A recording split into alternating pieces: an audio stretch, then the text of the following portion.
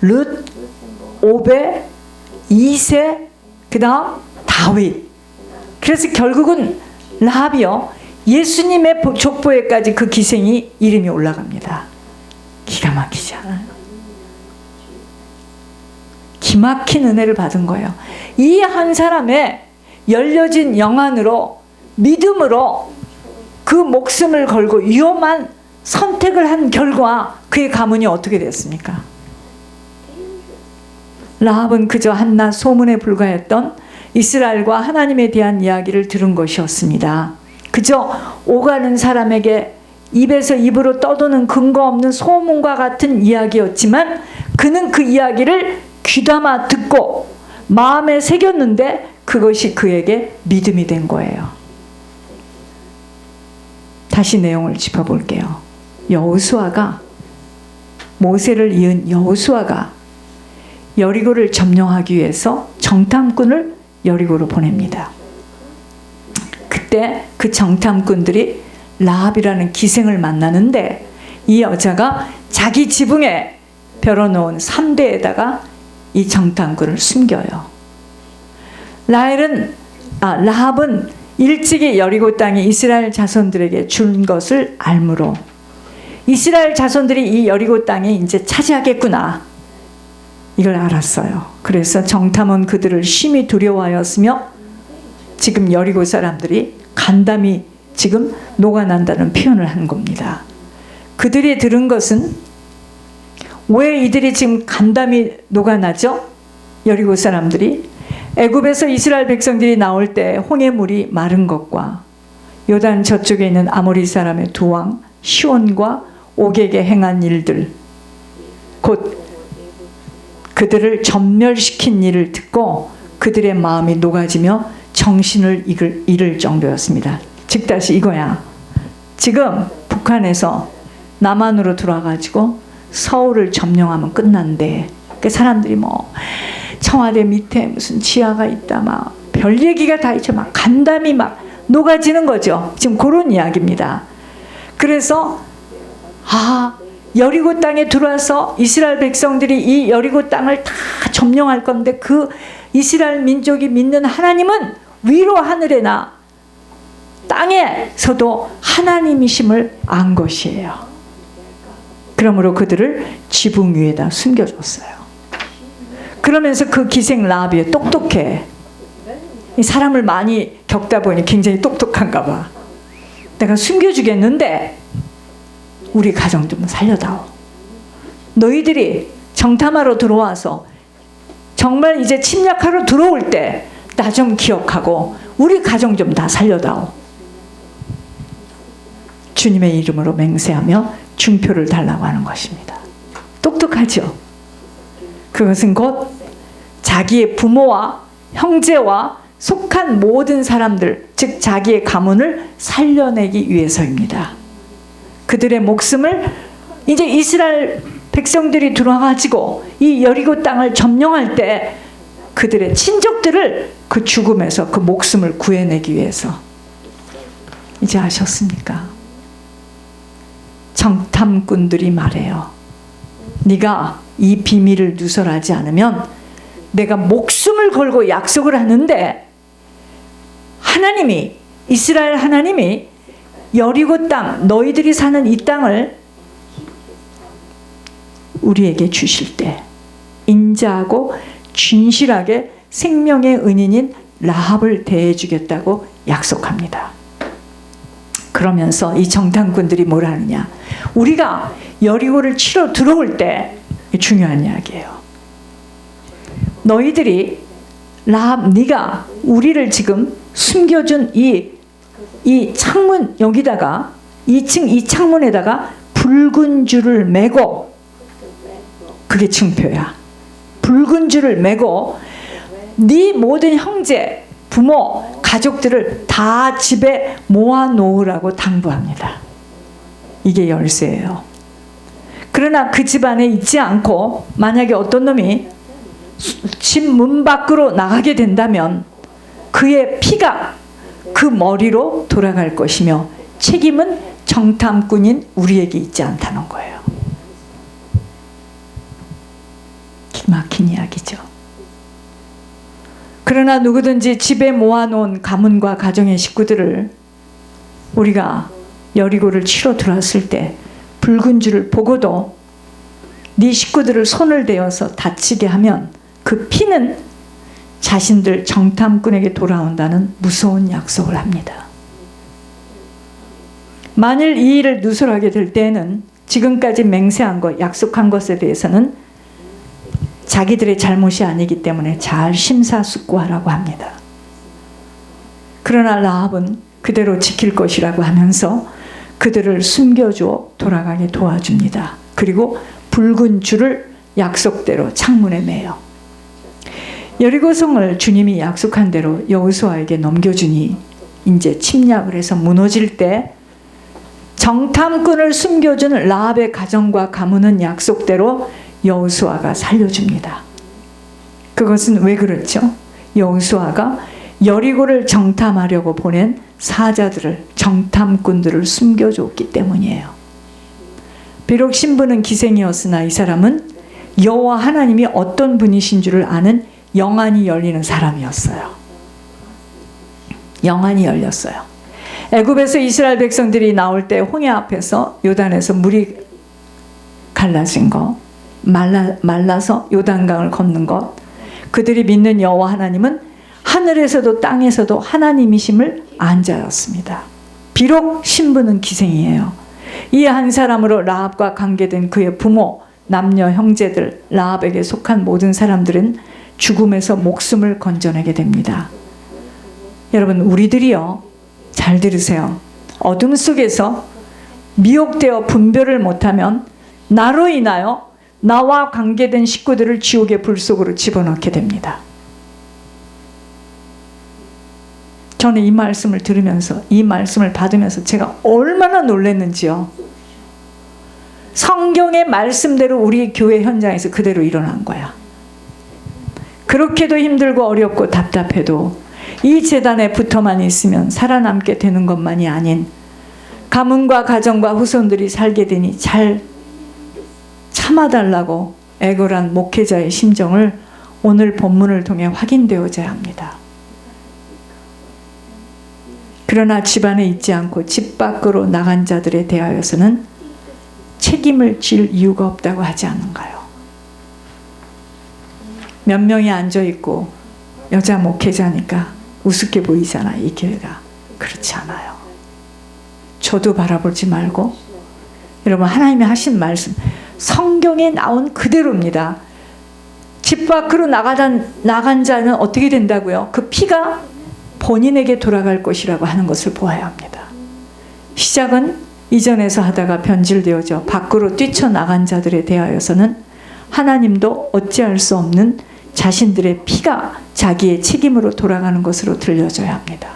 그게 부부라 해도, 그게 친한 친구라 하여도, 사랑하는 자였어도 본인이 그렇게 하겠다고 하는 것에는 뭘 막을 수 있는 힘이 없었어요. 하나님도 못 막는데요. 그러므로 어떤 순간 앞에서도 지속해야 하고, 그러기 위해서는 인내해야 하는 것입니다. 70마일이 아니라 700마일이라도 하나님의 훈련은 통과돼야 돼요. 꼭 이 교회에야만 하느냐라는 질문에는 그날 아버지께서 보여주실 것입니다. 꼭 이 교회만 다녀야지 그래요? 저 이런 말 많이 듣잖아요. 하나님은요, 장난삼아 하늘의 음성을 들려주신 게 아니에요. 우리들의 자신의 영을 짚어주신 게 아니에요. 그러므로 반드시 주님 앞에 서는 날, 왜 그래서는 아니 되었는가를 그날에 확인될 것입니다. 안타까운 일이죠. 그날 확인되면 안 돼요. 저는 그날에 확인되지 않으려고 아버지의 명령을 꼭 붙들고 어떤 모습들이 눈앞에 보여지고 들려져도 제게 맡겨주신 사명만을 감당하려 몸부림을 칩니다. 제게는 하나님이 하신 말씀이 모든 것이기 때문이에요. 저는 하나님이 하신 말씀을 마음에다 딱 새겼습니다. 여기다. 밖에서 들려오는 이방인들의 모든 소식 속에 제가 화들짝 놀라운 것은 영적 대물림, 영적 유산들로 인하여 처참하게 겪는 아픔들 때문입니다. 시작을 아무리 엄청나게 금수저로 태어난 인생이라 할지라도 가문과 가정의 영적 유산들로 그들이 겪는 마지막의 고통들은 상상할 수 없다는 것을 저는 세상 소식을 들으면서, 그러니까 제가 이렇게 세상 것을 이렇게 볼 때는요, 사람이 볼 때는 저 사람 왜 저렇게 자꾸 저걸, 아니요. 저는 그들의 소식을 들으면서 너무나 이건 메시지예요.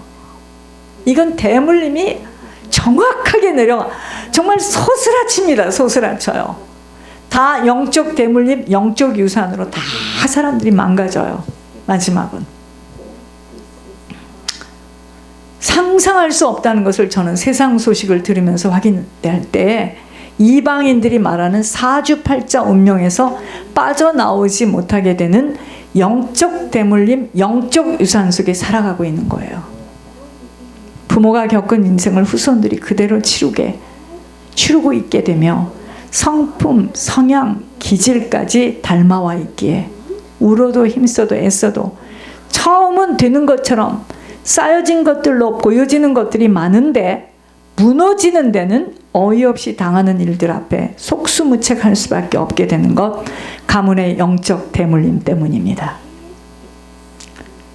준비되지 못하면 이 영적 유산은 가문 대대로 비참하게 흘러가 왜 인생 속에 그런 일들이 일어나는가를 해석하기 어려움 속에 헤매다 끝이 나요. 그러므로 무엇을 준비해야 하는지요? 여리고를 정탐하러 들어온 정탐꾼을 만난 기생 라합이라는 사람은 앞으로 일어날 일에 대한 준비가 된 자였습니다. 알아볼 수 있는 영안이 열린 자였기 때문이에요. 위험을 무릅쓰고 정탐꾼들을 지붕에 숨겨준 것은 믿음에 대한 확신이 없이는 행할 수 없는 일이에요. 막 그러죠. 어떡하려고 예물로 재산을 날려보냈다니 하면서 미워하고 악을 쓰는 것에 대하여 세상은 이해할 수 없다고 행하는 처사라고 공격합니다. 얼마나 위험하고 불안한 일이었겠는가입니다. 자신들의 재산을 다 날렸다고 생각하니, 그러나 그 예물 때문에 하나님은 온 가족과 가문이 다 끌려갈 때 라합을 죽이지 않고 막아준 것처럼 하나님은 그 한 사람을 지옥의 밧줄에서 떼어내신 것입니다.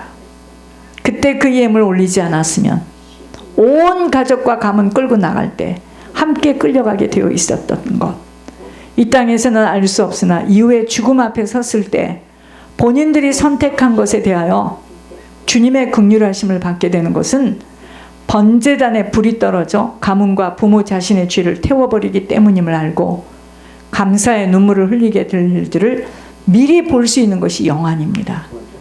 비밀이 열려지는 것이에요. 준비된 자입니다.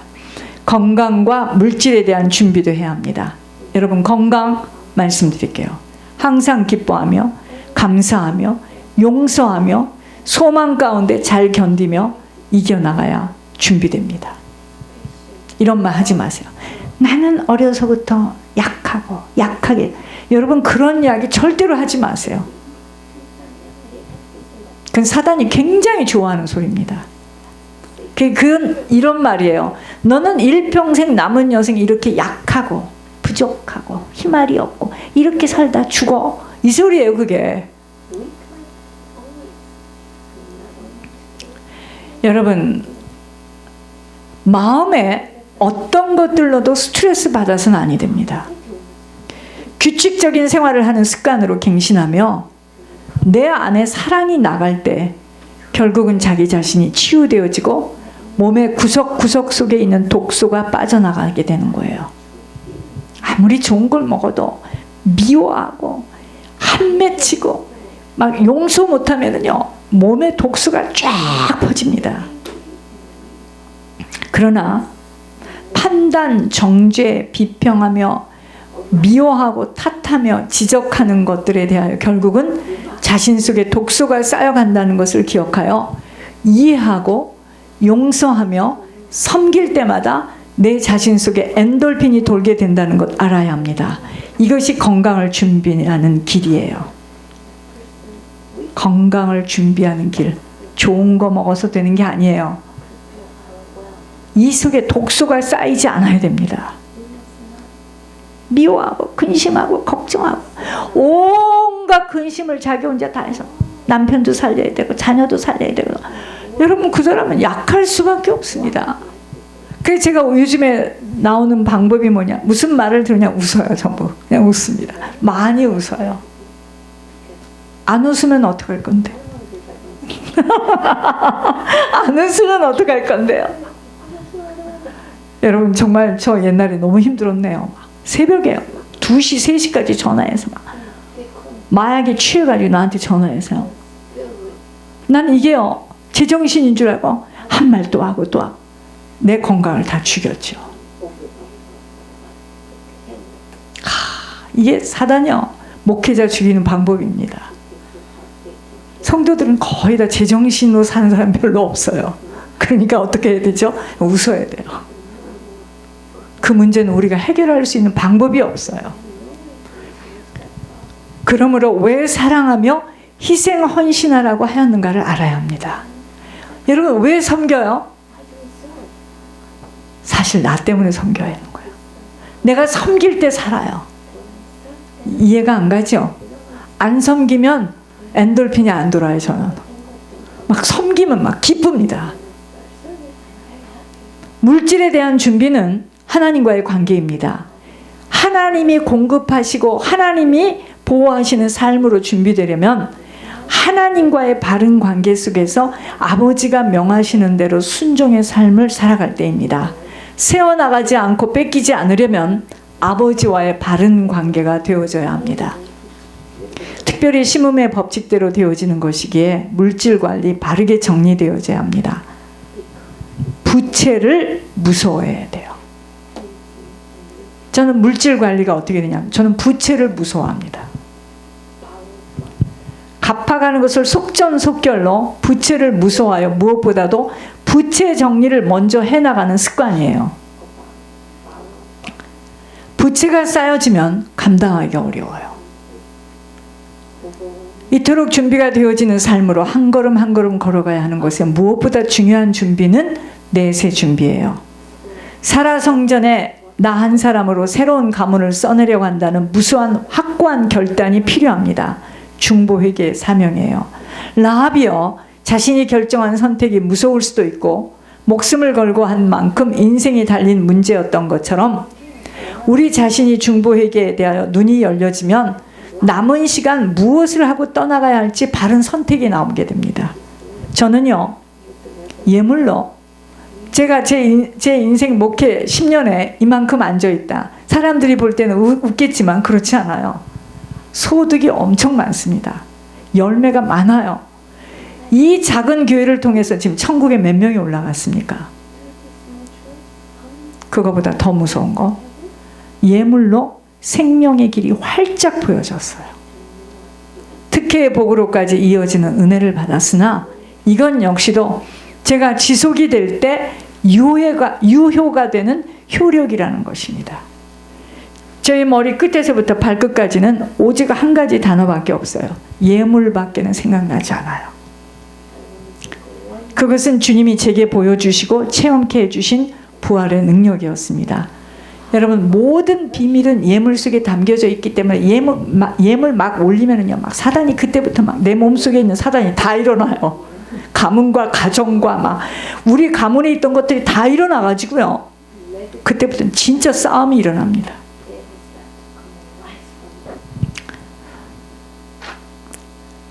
예물은 내세를 준비할 수 있는 최고의 비밀이에요.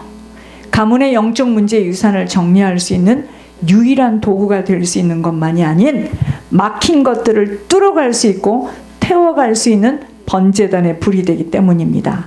그렇게 저는 모든 일들 앞에 예물을 가지고 하나님 앞에 나아갑니다. 좋은 일이든 나쁜 일이든 막힌 일이든 예물 속에 모든 답이 있음을 수년 동안 체험해 왔어요. 앞으로의 인생 속에서도 예물로 지속하여 주인을 계속 바꿔가며 아버지 만나는 준비를 할 것입니다. 후손들에게 남길 유산은 오직 예물밖에 없어요. 이것이 저의 남은 삶의 목표이고 사역의 열쇠입니다. 말로 다 표현하기 어려운 과정을 통과하며 주님을 체험한 것은 예물을 통해서 하나님의 임재를 보았어요. 제가. 그러니까 예물 올려지면요, 막 그때부터요, 잡혀가지를 않나, 막 끌려가, 난리 그런 난리가 없습니다. 왜? 그 가문에 있는, 그 속에 있는, 개인 속에 있는 악한 영들이 막 대거 일어나서요. 가만두지 않겠다고요. 여러분, 예물에 대한 비밀을 여기까지 열려지지 않고 예물 얘기 안 하면 우리 많이 숫자적으로 부흥할 수 있었습니다. 천국 지옥 이야기 안 하고 모든 사람에게 칭찬만 하고 웃고 예배도 작게 드리고 소풍 갈 때 소풍 가고 이러면 우리 영 많이 모일 수 있습니다. 여러분, 예물 때문에 건강도 준비되어져야 하고 물질이 준비되어져야 하므로 나이와 환경 상관없이 예물 산업에 뛰어드는 거예요. 고달프고 힘이 드는 시간들이라도 오직 육신을 가진 시간만이 기회이기에 수많은 자들을 천국에 채워 넣는 일인 올바른 영혼으로 고침을 받게 하는 일은 오직 번제단에 불이 떨어지는 것만이라는 것을 행동으로 수년 동안 행하면서 얻게 되는 비밀이었어요. 이것만이 미래의 내세 천국 준비입니다. 세상은 이해할 수 없어요. 아무도 알아주지 않아요. 그래서 이 내용을 가지고 논문 속에 알릴 겁니다. 이 비밀의 눈이 열리는 종들이 일어나는 일에 헌신하고 떠날 것입니다. 여러분, 사람 절대 안 바뀌어요. 그러니까 여러분, 이런 이야기 하지 마세요. 옛날에는 안 그랬는데 왜 그러죠? 옛날에는 여러분들이 속고 살았고 지금은 그 속은 것이 드러난 겁니다. 사람은 절대로 안 바뀌어요. 그것은 오직 가문의 영적 유산 때문이므로 지속적인 회개가 되지 않고서는, 즉 번제단에 불이 떨어지지 않고서는 욕심, 시기심, 자기만의 유익 절대로 못 버립니다. 표현들은 안 하고 입은 다물고 있지만 결국 육신을 벗는 날까지의 싸움은 자신들의 유익, 이익으로 인한 자신과의 싸움이에요. 이 싸움을 치러내지 못하는 한은 아무것도 준비되지